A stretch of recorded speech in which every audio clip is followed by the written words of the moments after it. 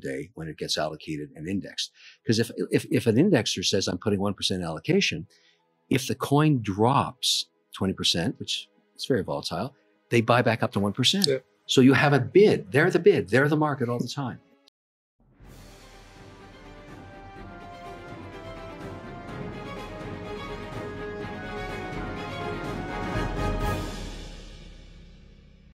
So one of my businesses that I spend a lot of time on is indexing. And indexing is creating subsets of the S&P for sovereign wealth or pension plans. So let's say you're a country wealthy with oil.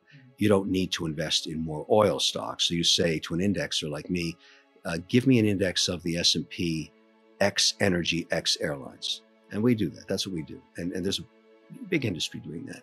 Recently, 3 years ago, most sovereign wealth funds and institutions are not permitted to own Bitcoin, but they want to be exposed to the volatility of Bitcoin.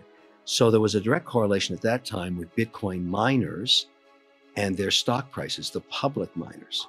So most indexers just basically indexed the public miners in the US, Marathon, Riot, Hut 8, Hive, and it was a direct correlation. And it was working just great until all of a sudden that Larry Fink ESG letter came out. Yeah. And then all of a sudden a memorandum from the SEC was issued saying that they're going to demand carbon audits, no different than your financial audits. If you claim carbon neutrality, you have to get an auditor to sign off on that. All of the Bitcoin miners out there are using carbon credits to claim carbon neutrality. And everybody knows that carbon credits are bullshit. And so there's no auditor that is going to sign that. Those stocks got killed. The pressure on those stocks, they no longer trade in correlation with Bitcoin anymore. It's a long answer to your question because now I'm part of a different movement of companies that are saying, okay, proof of work is going to have to be done with power that is sustainable and renewable. And that would be wind, solar, nuclear, or hydro. So one of the largest hydro facilities for Bitcoin mining is being built out right now in northern Norway. We call it the Norway model, where it's 100% excess hydro. And the company built out its own transmission line. So they spent millions building that for the benefit of that community, 3,000 people. The heat off the computers is recaptured and grows hothouse tomatoes. And they built a canning plant so they could store it during the winter. That's the new version of Bitcoin mining. And so my job now is to find senators and governors that have policy in their states and have hydro or nuclear power that are willing to support the Norway model. So you just saw New York, technically ban Bitcoin mining today. They did that vote. Now it's not law yet. It's got to go through the Senate, but what a waste. They have excess power. They don't understand Bitcoin. It's a political knee-jerk reaction. But we had a project in New York and we're just taking that capital and those jobs and we're getting out of there, like everybody else will. Sometimes governments do bad things. They don't know what they're doing. It's sad to see that happen in technology because other states will compete with them and they will lose all those jobs. That renewable source, which would either be wind, solar, which is intermittent. Wind and solar is intermittent, right. So it's good for Bitcoin mining, but not good for data centers. Data centers have to be up 24 hours a day.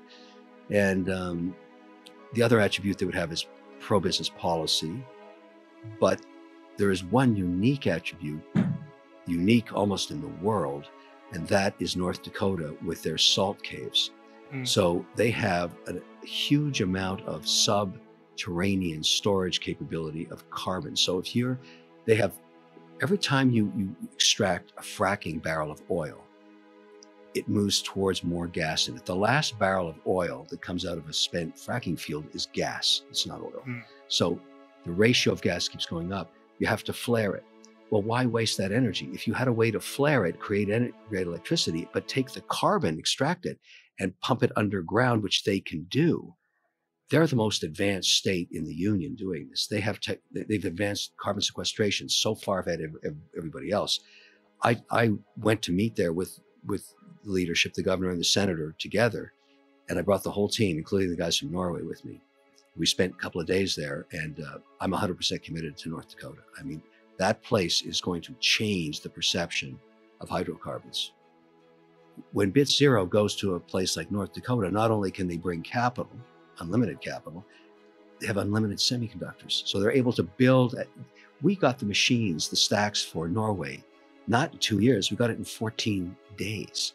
So we're able to do that now. And so I'm very much around this initiative, and I want to support other companies that are doing the same thing. But right now, the most advanced that I can find is BitZero. There's nobody else. They've proven the model in Norway. It's there and it's running, and it's working with the community. So we're able to take the Norwegian team and bring them to any state and say, here's how it works. Here's the footprint of how this works. And that's very, very motivating to see something that's already been proven. It's a use case. Let me walk you through my thinking on it. When you're an indexer, you're constantly creating indices in multiple markets. So let's take Europe. So we have an index that is 50 European stocks that is very popular. And so what we try and do is find the best balance sheets. And Europe is basically made up of Switzerland, so the Swiss franc, Europe itself, Germany and France, so that's the euro as a currency, and then the London Stock Exchange, which is in British pounds. Now, let's say you're putting out a $100 million index, just for start. You seed an index with $100 million. I have to take the $100 million US dollars, allocate it into 3 different currencies, go through an FX exchange where I get clipped basis points, no value whatsoever, zero value, buy the stocks on the native exchanges, manage their positions. Usually a mandate like that is no more than 5% in anyone's stock. So if it doubles in price, you got to sell half of it. Go back from that, Swiss franc back into US dollars, get clipped again, no value whatsoever.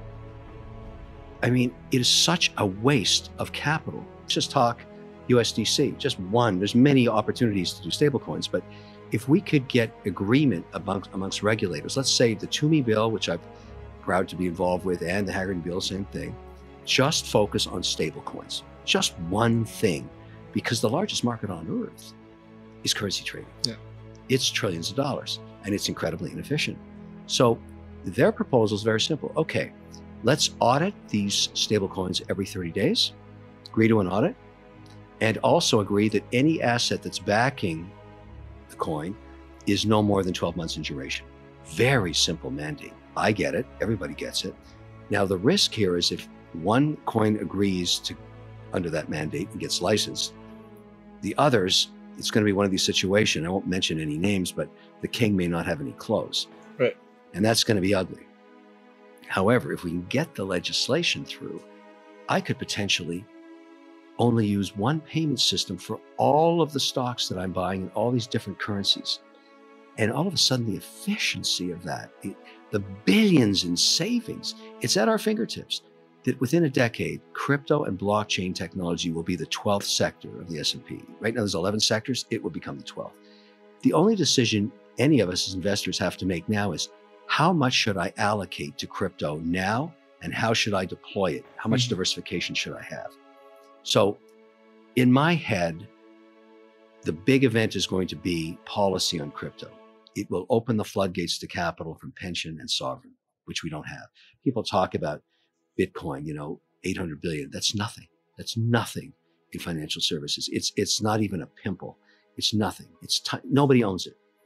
I mean, yes, there's some high net worth individuals, some hedge funds, and a few retail investors, but Bitcoin is a nothing burger in financial services. However, the potential would be that we do provide regulation, and all of a sudden in a sovereign fund where they might put 1% allocation, but that sovereign fund is $100 billion. That's a small sovereign fund. So I'm investing ahead of that. I'm making the assumption that if I'm buying in, 35 to 40,000, that I'll see this at 150, 250,000 one day when it gets allocated and indexed. Because if an indexer says I'm putting 1% allocation, if the coin drops 20%, which is very volatile, they buy back up to 1%. Yeah. So you have a bid. They're the bid. They're the market all the time. So I enjoy what I do. I'm here because I want to be here, and I can afford to be here. And so I don't need more money. I obviously want to keep what I've got, but I'm really interested in the stuff I'm working on. I want to be at the cutting edge of the 11th sector, turning to the 12th sector of the S&P. I mean, this is a big passion for me now. And I'm dealing with governments all around the world. I recently became an Emirati so that I could work in the UAE on financial services and be able to license exchanges there. So I love this stuff. I mean, this is just, you know, what else am I going to be doing? Yeah. So I think the best strategy right now is not to bet the farm on a token or a coin. I like the analogy from the gold rush way back hundreds of years ago, when you would have done better owning the picks and shovels and the jeans that people wore than to try and pick a hole in the ground and mine it. So I'm looking for opportunities. I'm a shareholder in FTX. I have to disclose that. I'm also a paid spokesperson for Sam, happy to do that. But I also find companies like Immutable Holdings that's doing NFT.com. That's infrastructure. Another one called WonderFi that's buying all the regulated exchanges to service banks, like in countries like Canada. BitZero, we talked about, it's a private company, but I'm 100% behind that for sustainable mining and working with them in all these different state and different countries. I think infrastructure is the play. Owning a piece of exchanges, you're agnostic to price of coin. Doesn't matter, it goes up or down, you can still get paid. So that is what I'm sort of focusing on now. And I do have a big portfolio of 32 other tokens and positions: Polygon, Solana, HBAR, Helium, Avalanche, like all this stuff. Yeah. It's all software. There's no coin, it's just software. So I'm investing in software developers. And I for some interesting reason, if I look over the last 20 years as an investor, 75% of my returns have come from companies that were run by women, which is really interesting. And so I tend to be biased towards investing in women. And one of them gave me some advice a few years ago that I think everybody should think about. Most people spend 2/3 of their day talking and 1/3 listening. Reverse that. Shut up and listen. And I tried that. One of my great women CEOs told me that. She said, listening gives you information, empowers you, and helps you make better decisions. And she's right. I've turned that around now. I listen 2/3 of the day. I often say nothing, and I learn, and then it helps me make a better decision as an investor. That in itself is a great life lesson.